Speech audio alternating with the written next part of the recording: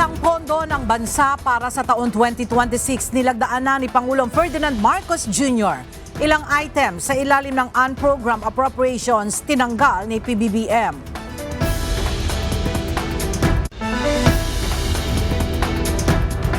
House Senior Deputy Minority Leader at Caloocan 2nd District Representative Edgar Erice kikwestiyonin sa Korte Suprema ang nalalabi pang unprogrammed appropriations sa 2026 national budget.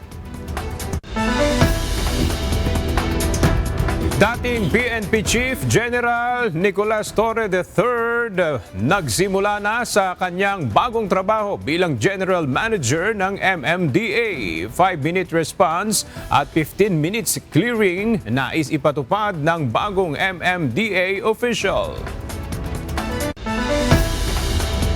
Rehabilitasyon sa EDSA busway lane natapos na ayon sa Department of Public Works and Highways.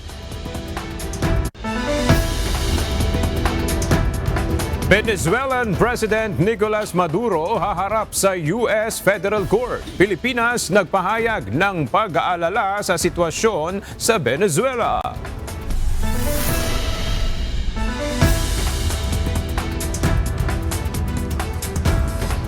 Magandang tanghali mga kasangbahay. Ngayon po ay araw ng Lunes, January 5, 2026. Tayo po ay sabayang napapakinggan sa Radyo La Verdad 1350, ang UNTV Radio. At una sa mga balita ngayong tanghali.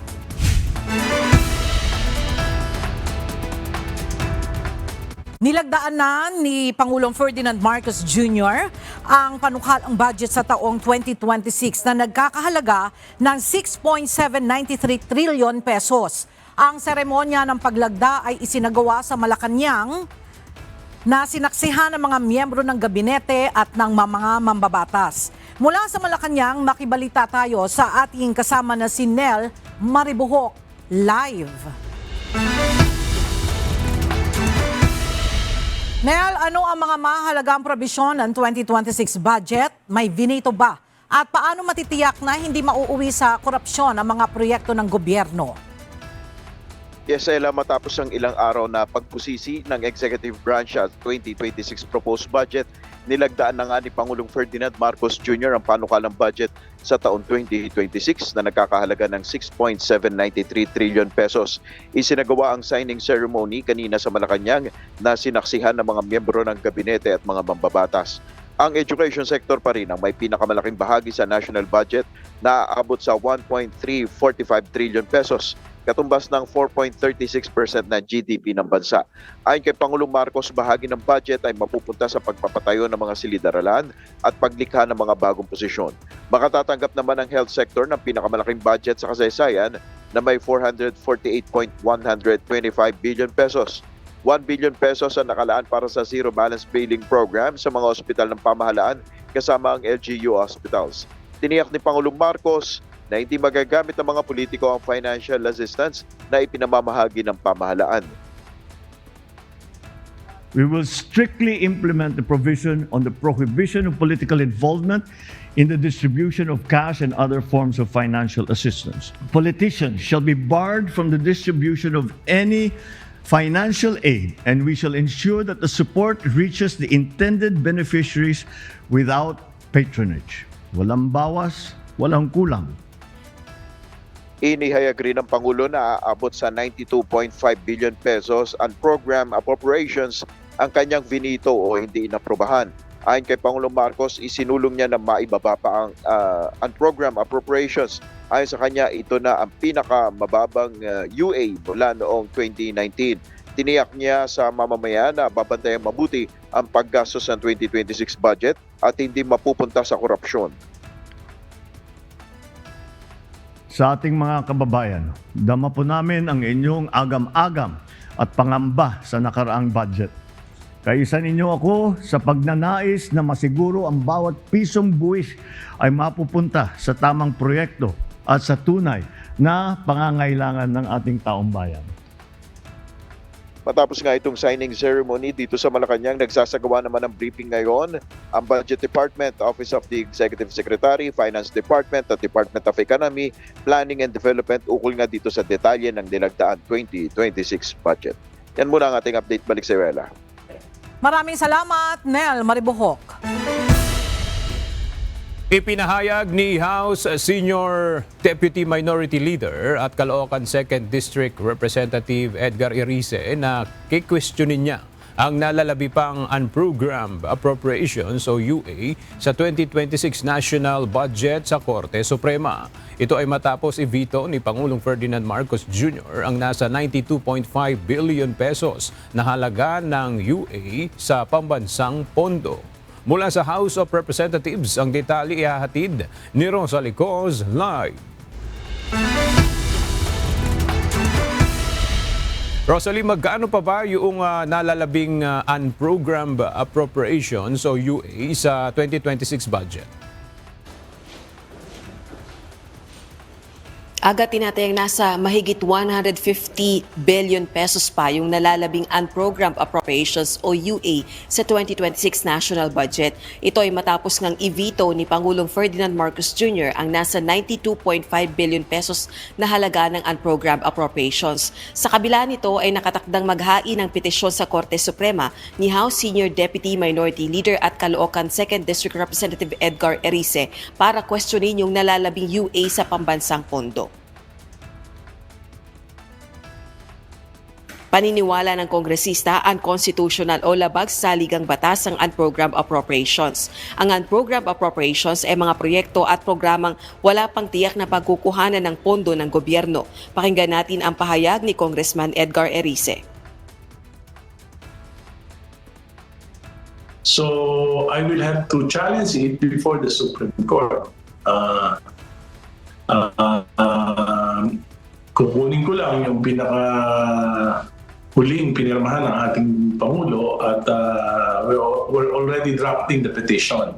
Mahalaga din na matuldukan na ito, na ma-define na talaga ng Korte Suprema kung talaga bang ang ganitong uri ng pagbabudget na walang katapat na source of financing ay labag sa ating konstitusyon.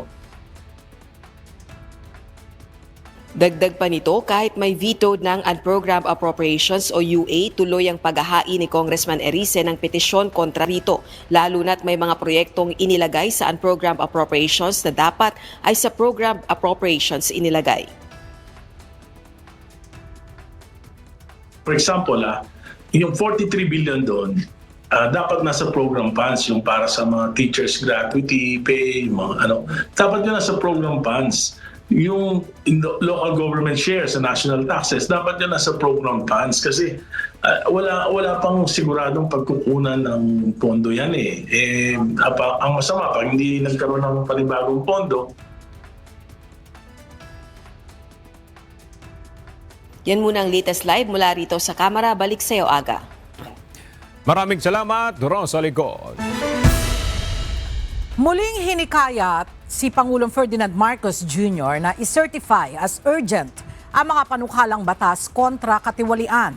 Ang detalye sa ulat ni Rosalie Coz. Ipasa mga panukalang magpapalakas sa Independent Commission for Infrastructure, tunay na anti-political dynasty law, anti-illicit enrichment and anti-illicit transfer law. Ito ang panawagan ni House Deputy Minority Leader at mamayang Liberal Party List Representative Leila de Lima. Anya, ito ay upang mapagtibay ang laban kontra korupsyon at maiwasan ang pagwalda sa kaban ng bayan. Dagdag pa niya, bagong taon na, gawin namang New Year's resolution ni Pangulong Ferdinand Marcos Jr. na i-certify as urgent ang mahalagang batas laban sa katiwalian dahil pag iniiwasan ito ng Pangulo, paraan niya itong substandard na paputok, nagpasabog pero supot. Samantala, hinikayat naman ni Navotas City Representative Toby Chanco ang publiko na huwag tantanan ng pagpapanagot sa mga sangkot sa flood control corruption scandal. Anya, tuwang-tuwa siguro sina Saldico at Representative Martin Romualdez dahil parang nalilihis ang issue at hindi na pinag-uusapan ng korupsyon pusod ng 2025 national budget. Suportado naman ni Congressman Chanco ang lahat ng panawagan sa transparency pero iginiit ang pangailangang ituon ng pansin sa flood control corruption scandal at questionabling insertion sa 2025 budget. Rosa Licoz, UNTV News and Rescue. Diyos ang aming sandigan, serbisyo publiko ang aming pinahahalagahan. Inaresto ngayong umaga ang isang retiradong general dahil sa umano'y panghihikayat sa publiko na lumaban sa kasalukuyang administrasyon. Pero ayon sa kanyang abogado, panggigipit lamang ito sa kanyang kliyente. Mula sa Quezon City ang detalye sa report ni Evan Alvarez live. Evan, naging maayos naman ba yung pag-aresto dyan sa retiradong general? Aga bago umalis ng NAIA Terminal 3, si retired General Romeo Poquis, nakita natin na nakaposas ito at kasama yung mga otoridad na nagsilbi sa kanya ng warrant of arrest. Pasado alas 8 ng umaga nang salubungin ng mga otoridad sa Ninoy Aquino International Airport Terminal 3, si retired Air Force General Romeo Poquis na galing sa bakasyon sa Thailand upang isilbi ang warrant of arrest laban dito para sa kasong inciting to sedition. Nag-ugat ang kaso dahil sa umano'y mga social media posts ni Poquis na nanghihikayat sa publiko na lumaban sa gobyerno at pangunguna sa idinaos na rally ng United People's Initiative noong nakaraang November 16 at 17, 2025. Ayon sa isa sa mga abogado nito na si Attorney Ferdinand Topacio, walang katotohanan na ganito ang intensyon ng mga pahayag ng kanyang kliyente at binoboses lamang umano ang saloobin ng publiko. Kasi ininterpret po na ito daw ay pag-i-incite o panghihikayat para ang mga tao ay huwag galangin ng gobyerno at ang ating mga nasa active service na mga opisyal ay i-withdraw yung suporta. Pero ayoko na sana magsalita dyan, ngunit in general terms, kung titignan nyo po, wala pong ganong intensyon at wala pong ganong meaning that should be ascribed to those statements. Hindi naman kinumpirma o tinanggi ni Topacio kung nagkaroon nga ng pagpupulong sa pagitan ni Poquis at iba pa mga retiradong general ng sandatahang lakas para sa umano'y planong pagbaliktad sa administrasyon. Samantala, hindi nagkaroon ng pagkakataon si Poquis na makausap ang kanyang legal counsel bago umalis ng paliparan na ikinadismaya at ikinagulat naman ng kanyang kampo. Hindi pwede yan. At irereklamo namin ito. We will not let this pass kasi kung dating general, ginaganito nila, ano pa kaya yung pangkaraniwang mga mamamayan? Aga mula sa NAIA Terminal 3, dinala si Poquis sa Camp Crame na sinunda naman ng kanyang legal counsel. Mula Camp Crame, dadalhin si retired General Poquis sa korte sa Quezon City upang bigyan ng pagkakataon na makapagpiyansa. Yan muna ang update mula dito. Balik sa inyo dyan, Aga. Maraming salamat, Evan Alvarez. Maaaring magsagawa ng 3 halalan ngayong 2026 ang Commission on Elections. Kabilang na ang Barangay at Sangguniang Kabataan Elections o BSKE sa Nobyembre. Ayon kay COMELEC Chairman George Erwin Garcia, bukod pa ito sa plebisito na kanilang idaraos. Mula sa Maynila, makibalita tayo kay Dante Amento live. Dante, ano-ano itong 3 eleksyon na maaaring idaos ngayong 2026? Magandang umaga, Ella. Sa pagharap ni Commission on Elections o COMELEC Chairman George Erwin Garcia sa mga opisyal at empleyado ng komisyon kanina, inilahad nito ang mga pangunahing programa o gagawin ng COMELEC ngayong 2026. Kabilang narito ang inaasahang Bangsamoro Parliamentary Elections sa Marso. Sa ngayon, wala pang katiyakan kung ito ay matutuloy. Ayon sa COMELEC, kung sila ang magpapasya, pwede rin nilang isagawa ang special election para sa naiwang pwesto ni Representative Romeo Acop sa buwan ng Marso. Ang problema ngayon ng COMELEC ay wala pang budget para dito. Samantala sa November 2, ngayong taon naman ay nakatakda ang Barangay at Sangguniang Kabataan Elections o BSKE. Sa ngayon, sinimulan ng iimprenta ng poll body ang mga balota para dito. Dagdag pa ni Chairman Garcia, posibleng magkakaroon din sila ng plebisito. Sa darating na Abril, may isasagawang summit ang COMELEC kasama ang mga election entities mula sa iba't ibang bansa. Magsisimula na rin maghanda ang COMELEC para sa 2028 presidential and local elections. Yan man ating update mula dito sa Maynila. Balik sa iyo, Ella. Maraming salamat, Dante Amento. Panibagong dagdag bawas sa presyo ng langis ang unang sasalubong sa mga motorista ngayong taong 2026. Base sa anunsyo ng mga kumpanya ng langis, magkakaroon ng dagdag na 20 sentimos sa presyo ng kada litro ng diesel, habang mababawasan naman ng 10 sentimos ang presyo ng kada litro ng gasolina. At dagdag na 10 sentimos naman ang ipapataw sa kerosene. Ipatutupad ang bagong oil price adjustment bukas, araw ng Martes, January 6. Batay sa forecast ng international market, maaaring magkaroon ng pagtaas sa presyo ng langis sa mga susunod na linggo sa gitna ng umiinit na tensyon sa pagitan ng Amerika at Venezuela. Pinalawak pa ng Land Transportation Office ang pagbabawal sa mga light electric vehicle o e-bikes at e-trikes sa mga pangunahing kalsada sa Metro Manila. Ayon kay LTO Chief Marcos Lacanilao, ipinagbabawal na rin ang mga ito sa Commonwealth Avenue at Quezon Avenue sa Quezon City, gayon din sa Marcos Highway at Sumulong Highway sa Rizal at Marikina City. Mahigpit nang ipinatutupad ng LTO ang nasabing restriksyon sa EDSA, C5 Road, Rojas Boulevard at Quirino Avenue kung saan mahigit 100 driver na ang nahuli. Babala ng LTO ang mga lalabag ay papatawan ng multang hanggang 1,500 pesos at maaari ring kumpiskahin ang kanilang sasakyan. Nag-issue ang Land Transportation Office ng show cause order laban sa may-ari at driver ng isang Toyota Avanza dahil sa paniningil nito ng dagdag na bayad at hindi pagtuloy sa paghatid ng pasahero mula Goa Terminal Camarines Sur patungong North Caloocan. Nakarating sa mga otoridad ang kolorum na operasyon ng nasabing pribadong sasakyan matapos itong mag-viral sa Facebook. Inatasan na ang may-ari at driver ng sasakyan na magsumite ng sworn statement sa Intelligence and Investigation Division ng LTO at dumalo sa pagdinig sa January 12, 2026 upang ipaliwanag ang insidente at ang paggamit ng pribadong sasakyan ng walang LTFRB permit. Pansamantalang inilagay sa alarm status ang Toyota Avanza habang sinuspindi ang lisensya ng driver ng 90 days bilang bahagi ng investigasyon.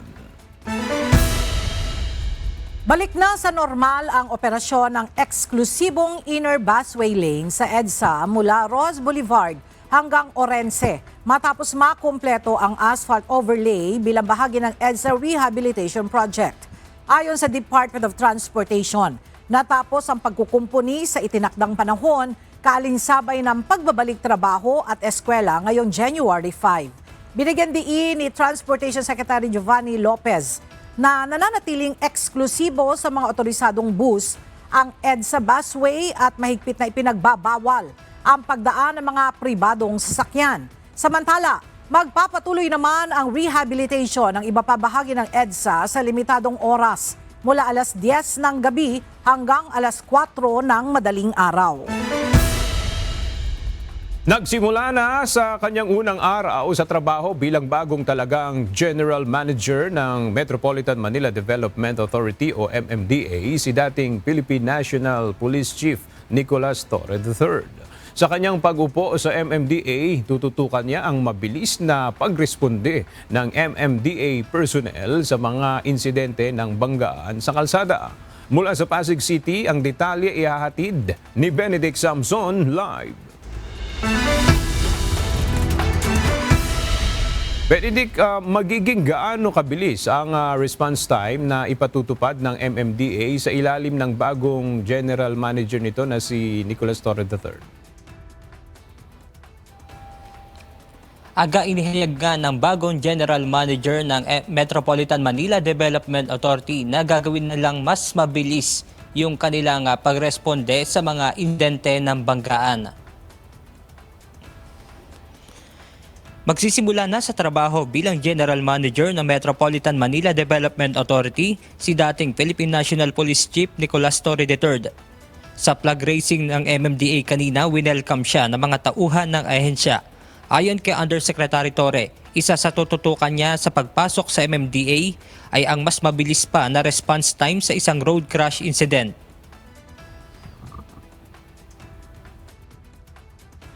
We try to benchmark ourselves, 5 minutes sa responde, 15 minutes sa clearing. May tinitingnan kami rito na yung current standards, 15:30. So, subukan natin kung kaya natin mapabilisan. Dahil magdadagdag din kami ng mga personnel at magtitrain din kami ng mga personnel. Kasabay dito ay makikipag-ugnayan din ng MMDA sa iba pang ahensya ng pamahalaan para pag-usapan na kilalanin ng otoridad ang ginawang investigasyon o ulat mula sa MMDA patungkol sa isang banggaan. We'll also try to coordinate, talk with other government agencies, especially sa mga regulatory, na tanggapin ang investigasyon ng MMDA so that pati ang investigasyon, sir, ay pwede, kung pwede, kaya naming organic na para MMDA na lahat ang papapel sa isang aksidente mula sa responde, mula sa rescue, kung may kinakailang rescue, hanggang sa investigasyon, hanggang sa clearing, isang agency na lang.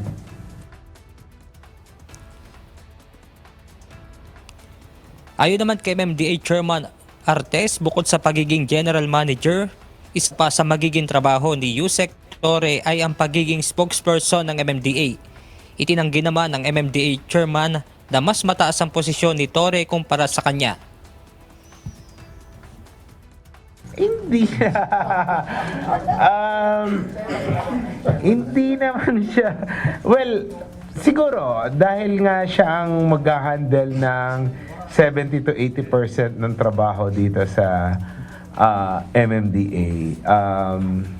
Insofar as operations is concerned, siya ang masusunod dyan. It will be just under my supervision. Pero again, sa aming pag-uusap, dinelegate ko na sa kanya talaga. I'll give him a free hand. Siyempre, under my guidance pa rin. Kasi unang-una, sabi nga bago siya dito. So, maraming kailangan din na aralin pa.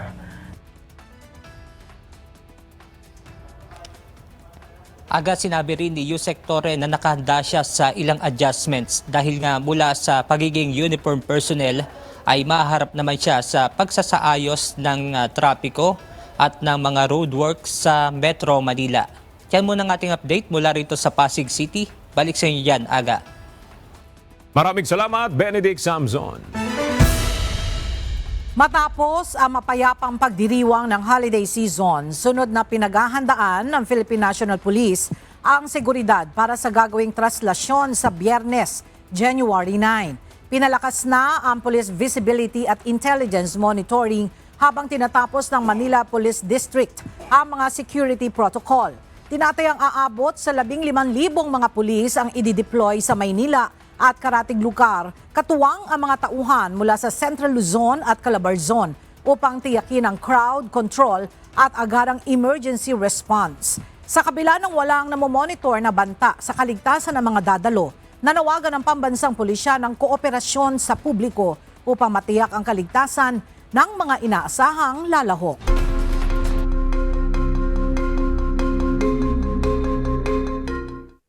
Nakatakdang litisin sa kasong narco-terrorism ang nadakip na presidente ng Venezuela na si Nicolas Maduro.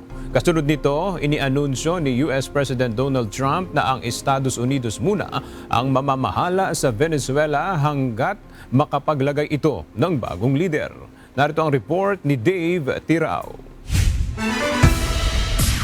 Pansamantalang pamamahalaan ng Trump administration ang bansang Venezuela kasunod ng pagkakadakip sa diktador nitong si Nicolas Maduro. Ayon kay US President Donald Trump, nagtalaga na siya ng mga taong magsisimula ng pag-aayos sa Venezuela, lalo na ang pagbangon ng ekonomiya nito at maibalik ang kabuhayan at karapatan ng mga mamamayan doon. We're going to be running it with a group, and we're going to make sure it's run properly. We're going to rebuild the oil infrastructure, which will cost billions of dollars. It'll be paid for by the oil companies directly, but we're going to run it properly, and we're going to make sure the people of Venezuela are taken care of. We're going to make sure the people that were forced out of Venezuela by this thug are also taken care of. Gabi ng January 2, oras sa Amerika, naglunsad ng pambihirang airstrike ang puwersa ng Estados Unidos sa Caracas upang dakpin si Maduro at ang kanyang asawa. Kasunod dito ay inilipad ang dalawa patungong New York upang doon idetene kung saan sila lilitisin sa kasong narco-terrorism. Inakusahan ng US si Maduro bilang nasa likod ng drug trafficking at illegal immigration sa US. Siyang nagpapatakbo ng drug cartel at mga teroristang grupo na responsable sa drug trafficking at oil smuggling maging sa Caribbean Sea. The illegitimate dictator Maduro was the kingpin of a vast criminal network responsible for trafficking colossal amounts of deadly and illicit drugs into the United States. As alleged in the indictment, he personally oversaw the vicious cartel known as Cartel de las Solis, which flooded our nation with lethal poison, responsible for the deaths of countless Americans, the many, many Americans, hundreds of thousands over the years of Americans died because of him. Maduro and his wife will soon face the full might of American justice and stand trial on American soil. Paliwanag ni US Secretary of State Marco Rubio, maraming pagkakataon na ang ibinigay kay Maduro upang sumuko, subalit nanatili itong nagmamatigas at sa halip ay nagbanta ng maraming panganib sa mamamayan ng Estados Unidos. You have a guy who decides he's going to invite Iran into his country, is going to, do the confiscation of American oil companies, is going to flood our country with gang members, is going to take Americans prisoner and try to hold them for hostage and trade them like he was able to do with the Biden administration. Basically likes to play games all this time and thinks nothing's going to happen. And I hope what people now understand is Hindi kinikilala ng US at iba pang bansa ang pagkapangulo ni Maduro matapos ang kanyang landslide defeat noong July 2024 elections. Ang kanyang pananatili sa pwesto ay nagdulot ng pagbagsak ng ekonomiya ng Venezuela at mga kaguluhan na nauwi sa pagkasawi ng libo-libong Venezuelan. July ng nakaraang taon, nag-anunsyo ng $50 million na patong sa ulo ni Maduro ang Trump administration, kasabay ng paglunsad ng airstrike sa Caribbean Sea at pagbawi sa mga oil tanker ng Venezuela na illegal na nag-ooperate doon. Nicolas Maduro was indicted in 2020 in the United States. He is not the legitimate president of Venezuela. That's not just us saying it. The first Trump administration, the Biden administration, the second Trump administration, none of those three recognized him. He's not recognized by the European Union and multiple countries around the world. He is a fugitive of American justice. Nicolas Maduro had multiple opportunities to avoid this. He was provided multiple very, very, very generous offers and chose instead to act like a wild man. Dave Tirao, UNTV News and Rescue. Diyos ang aming sandigan, serbisyo publiko ang aming pinahalagahan. Nakatakdang humarap sa kauna-unahang pagdinig sa US Federal Court sa Lunes si Venezuelan President Nicolas Maduro matapos siyang mahuli ng Estados Unidos sa isang military operation sa Caracas. Ayon sa mga ulat, nasa kustodiya na ng mga otoridad si Maduro sa New York City at inaasang haharapin ang mga kasong kriminal, kabilang ang narco-terrorism conspiracy at conspiracy sa pag-angkat ng cocaine papasok ng Estados Unidos. Kasama ring nadakip sa operasyon ang kanyang asawa na si Celia Flores, giit ng US Department of Justice. Matagal na umanong ginamit ng mag-asawa ang kanilang posisyon sa gobyerno para sa illegal na droga. Samantala, kasunod ng pagkakadakip sa Pangulo ng Venezuela, sinabi ni US President Donald Trump na ang US na ang mamamahala sa Venezuela at magpapadala ng aayos sa umunoy na pabayaang oil infrastructure ng bansa.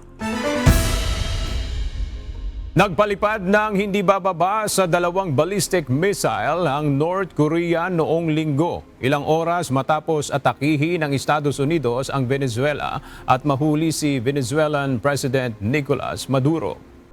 Mariing kinundina ng Pyongyang ang aksyon ng US at iginiit na nilawag nito ang soberanya ng Venezuela.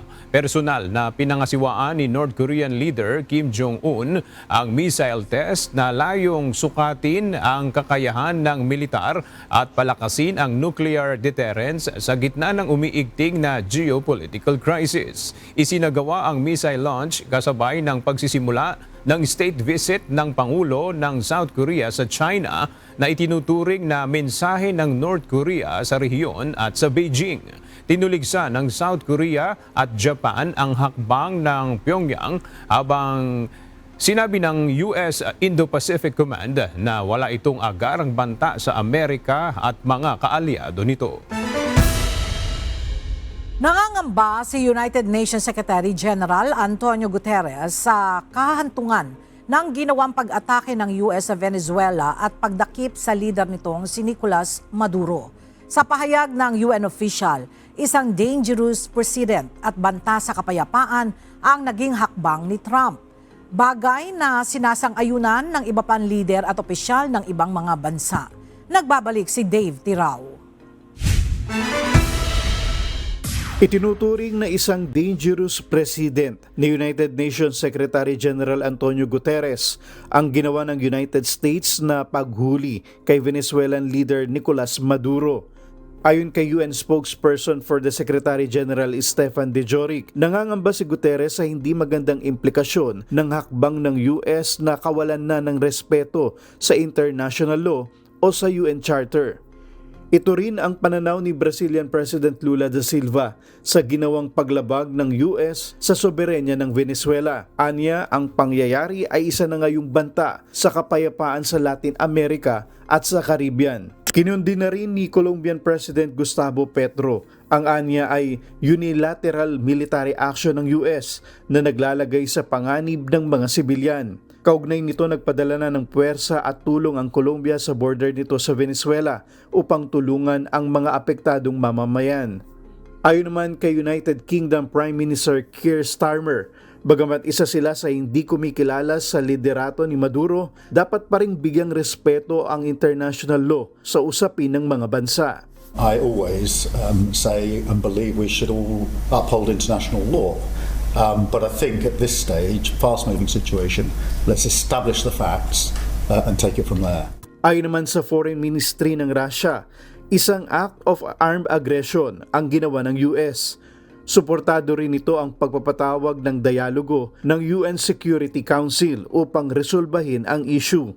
Ayon naman sa China, paglabag sa layunin at prinsipyo ng UN Charter ang ginawa ni Trump. Sa kabila ng mga pagbatikos, desidido si Trump na isailalim sa pamamahala ng kanyang administrasyon ang pagsasaayos sa gobyerno ng Venezuela. We're going to run the country until such time as we can do a safe, proper, and judicious transition. Subalit maging ang ilang opisyal sa US ay hindi suportado ang hakbang ni Trump.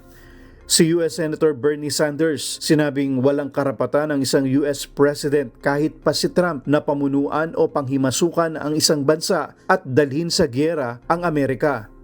Donald Trump has once again shown his contempt for the Constitution and the rule of law. Let's be clear. The President of the United States does not have the right to unilaterally take this country into war, even against a corrupt and brutal dictator like Maduro. The United States does not have the right, as Trump stated this morning, to run Venezuela. Trump's attack on Venezuela will not make the United States and the world safer.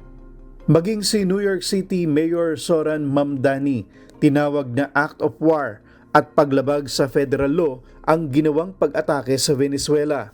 Anya, mananatiling prioridad niya ang kaligtasan ng mga New Yorker ngayong nasa kustodiya ng kanilang estado si Maduro kung saan ito nakaditine at lilitisin. Dave Tirao, UNTV News and Rescue. Diyos ang aming sandigan, serbisyo publiko ang aming pinahalagahan. Nagpahayag ng pagkabahala ang Pilipinas sa lumalalang sitwasyon sa Venezuela kasunod ng pagkakadakip kay Pangulong Nicolas Maduro sa isang operasyong militar ng Estados Unidos sa Caracas. Sa pahayag ng Department of Foreign Affairs, iginiit ng bansa ang kahalagahan ng mga prinsipyo ng international law tulad ng soberanya ng Estado, mapayapang resolusyon sa mga problema at hindi pakikialam sa panloob na usapin ng ibang bansa. Bagamat kinikilala ng DFA ang mga konsiderasyong pangseguridad ng Estados Unidos, binigyang diin ito ang pagbabawal sa paggamit o banta ng puwersa alinsunod sa United Nations Charter. Nanawagan ang Pilipinas sa magkabilang panig na magpakita ng pagpipigil, igalang ang international law at isulong ang kapayapaan at kaligtasan ng mamamayan ng Venezuela.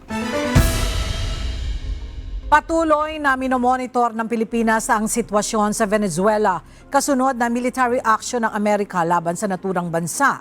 Pinag-iingat naman ng embahada ang mga Pilipino na nasa Venezuela sa gitna ng kaguluhan doon. Ang detalye sa report ni Ivan Alvarez. Nag-issue ng safety and travel advisory ang Embahada ng Pilipinas sa Bogota, Colombia para sa mga Pilipinong kasalukuyang nananatili sa Venezuela.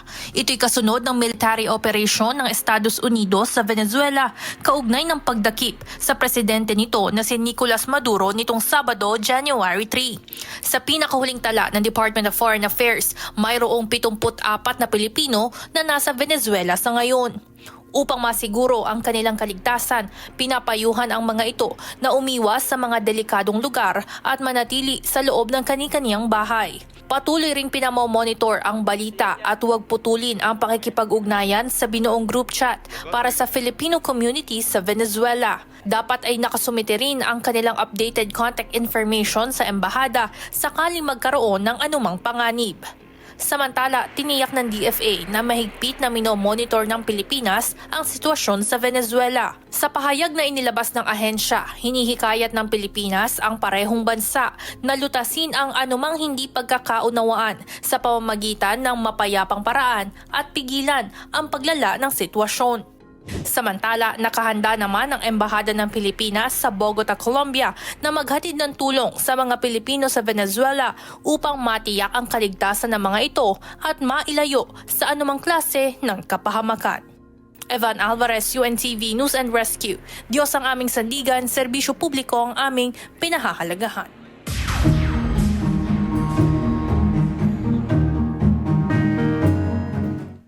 Welcome development para sa ilang mga tindero sa Baguio City Public Market ang naudlot na redevelopment project sana sa nasabing palengke. Ang detalye ng balita ay hatid sa atin ni Grace Doctolero live. Grace, ano yung reaksyon ng mga vendor sa Baguio Public Market kaugnay sa naudlot na redevelopment project? Yes, Aga, magandang tanghali. Ayon nga sa mga vendors, nakaramdam sila ng ginhawa matapos malaman na hindi na itutuloy ng SM Prime ang proyekto. Ginhawa at pagkakaaninag ng pag-asa ang naramdaman ng mga vendors sa Baguio City Public Market matapos kumpirmahin ng city government na umatras na ang SM Prime Holdings Incorporated sa panukalang redevelopment ng palengke. Ayon sa ilang vendors, matagal na raw silang nag-aalala sa posibleng epekto ng proyekto, lalo na sa posibleng pagtaas ng upa at kung saan sila ililipat habang ginagawa ang palengke. Siyempre masaya. Masaya kami dahil imagine SM umatras. Pagod naman kami sa redevelopment ng market. Nga lang, wag lang sanang yung mga kapitalista ang magkakaroon ng chance kasi tatabunan nila yung mga maliliit na kagaya namin. Para sa kanila, mas mahalaga na manatiling pampubliko ang palengke at masiguro na hindi mawawalan ng hanap buhay ang mga maliliit na tindero. May ilan naman na nagsabing bukas sila sa pag-aayos ng palengke pero dapat nila ay may malinaw na plano at may usapan mula sa mga vendors bago ituloy ang anumang proyekto. Ang amin pong pakiusap, ngayon po, nawa po pakinggan po na ang market people, market vendors po ang magsasabi po ng anong klase ng market ang gagawin. Kasi we have our own plan already, submitted by Bamarva Association. So, Alliance. Yun sana po ang masunod. At tutulong lang po kayo na maging possible ito sa tulong po ninyo, sa supervision po ninyo. Ang pag-atras ng SM Prime ay kinalungkot naman ng lokal na pamahalaan ayon kay Baguio City Mayor Benjamin Magalong. Siyempre, mawawalan ng gana yung mga investors, lalo na meron pa tayong mga ibang PPP. Yun ang implication. Kaya nga, yung sinasabi nilang mag-low loan, pinag-usapan ng matindi ng nananaginip yung nagpo-propose mo. Hindi mo pwede na mag-loan ka. Eh, paano yung pan natin, yung STP pa natin, kailangan natin mag-loan yun, napakarumi na. Di ba, malaki nga problema natin sa sanitation. Hindi naman tayo bibigyan ng national government ang funding yan. Kailangan rin pa rin natin mag-loan, counterpart natin. Tapos, paano pa yung mga iba pang mga projects natin na economic enterprise? Kailangan din natin mag-loan. Samantala, sinabi ng pamahalang lungsod ng Baguio na patuloy pa rin na silang naghahanap ng paraan para mapaayos ang palengke kasama ang vendors sa mga pag-uusap. Yan mo ang balita. Balik sa'yo, Aga. Maraming salamat, Grace Doctolero. Lumikas ang ilang residente sa bayan ng Hipapad, Eastern Samar matapos muling makaranas ng pagtaas ng baha kahapon hanggang kanina madaling araw, January 5. Dahil sa patuloy na pag-ulan at pag-apaw ng tubig, agad na isinagawa ang evacuation ng mga apektadong pamilya patungo sa mas ligtas na lugar. Patuloy din ang pagbabantay at pagresponde ng Operations Center upang tiyakin ang kaligtasan ng mga residenteng nangangailangan ng tulong. Tuloy-tuloy ang monitoring ng Bureau of Fire Protection, Municipal Police Station at 20th Infantry Battalion para sa maayos na pagpapatupad ng evacuation procedures. Nawalan din ang supply ng kuryente ang buong bayan bandang alas 7 kagabi dahil sa pagtaas ng baha. Habang nawala naman ang communication signal kaninang alas 2 ng madaling araw. Labis ang panghihinayang ng ilang mga residente sa Sitio Pagatpat, Barangay Igdon sa bayan ng Concepcion, Iloilo matapos masira ang kanilang mga bangkang pangisda dahil sa malakas na alon. Ayon sa video uploader na si A-Rose Kalinaw, ilang araw na nilang nararanasan ang sama ng panahon na nagdulot ng malalakas na alon sa dagat. Dahilan para sirain ang mga bangkang pangisda na siyang ginagamit sa paghahanap buhay ng maraming residente sa lugar.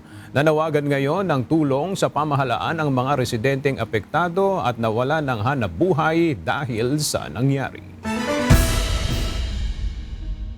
2 araw nang nakakaranas ng pagbaha ang bayan ng Katubig sa Northern Samar. Ito ay kasunod ng walang tigil na pag-ulan na dulot ng shear line.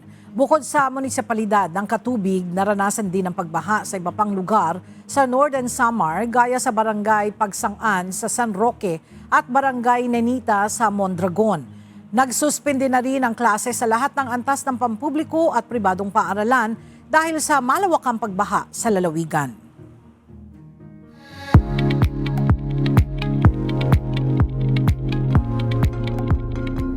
Pinatunayan muli ni Philippines Got Talent Season 2 Grand Winner Marcelito Pomoy ang kanyang world-class talent sa ibang bansa. Ito ay matapos magtanghal sa eksklusibong New Year's Eve party na ginanap sa Mar-a-Lago Estate ni US President Donald Trump. Narito ang report ni Jed Naresina.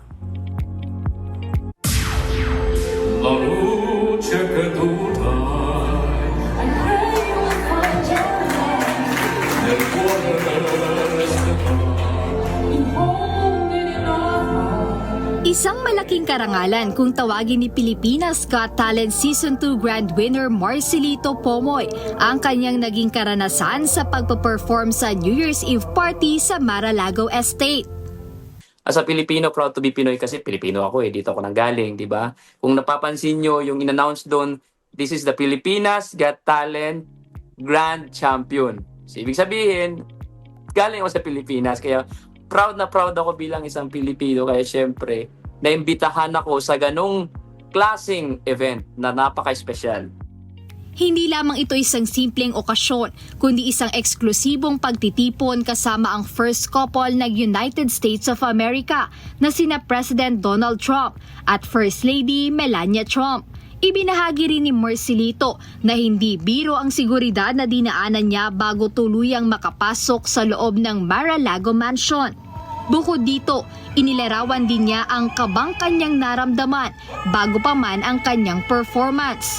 Ibang-iba ito aniya sa mga nagdaang international guestings o performance ni Marcelito. Sa akin, ang may describe ko parang sumali ulit ako sa sa America's Got Talent. Alam mo yung sobrang kaba. Alam mo yung parang babagsak na ako sa stage nito sa palpit itong heart ko noon. Yun yung mga experience ko sa kanya, yung mga tipong hindi basta-basta, parang iniisip ko oras na magkamali ako dito, dali ako. Parang ganon. Kaya sobrang yun ang kakaiba sa akin sa lahat ng mga show. Ngunit ang highlight ng gabi ay ang personal na interaksyon ng ating kababayan kay US President Trump at sa asawa niyang si Melania Trump. Ako sa salikan, sabi ko, "Hello, Mr. President. I'm a performance." "Yeah, I know you. Congratulations." Sabi nga, "You're so good. Your voice is like, it's a miracle." Sabi ko na, "Oh, thank you so much. Thank you for appreciating my talent." "No, you're good." Tapos, "This is my kid." Ganyan, si daw, ito ganyan. Tapos, yung pinakilala sa akin yung asawa niya. Tapos, siya pa yung nag-initiate na, okay. Sabi niya, gawin natin to. Yung nakaupo, bumaba siya, yung ganon, nagpa-picture na. Kasi taas niya tangkad niya Para sa male diva with dual voice na si Marcelito, isa itong malaking oportunidad ngayong pagpasok pa lang ng taong 2026. Hindi ako ng mga paniwala. This is the moment na nangyari sa buhay ko. Ito yung pinakamasaya na nangyari sa buhay ko sa bagong taon ng 2026. Sabi ko, salamat sa imbita. Thank you for having me here. It's an honor to be part of this VIP big celebration. The New Year's Eve, sabi ko, thank you so much. No, thank you so much. Sabi niya ganyan. So, sobrang, di ko, totoo na pala nangyari sa akin. Kaya tunay na nakaka-proud, lalo at isa itong magandang simula sa taon ng Pilipinas Got Talent Season 2 Grand Winner. Ngunit hindi rito natatapos dahil ayon kay Marcelito, marami siyang inihahanda na dapat abangan ngayong taon. Kasama na rito ang ilan niyang guestings at performances sa ibang bansa. Jedne Resina, UNTV News and Rescue. Diyos ang aming sandigan, serbisyo publiko ang aming pinahahalagahan.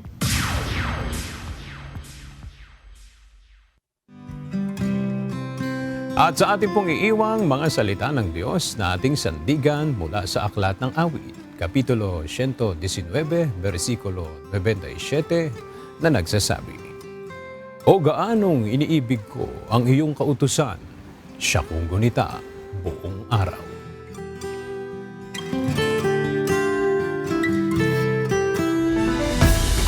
At yan ang mga balitang aming tinutukan at inaksyonan. Dahil sa aming pagbabalita, una, ang pagkalinga sa kapwa.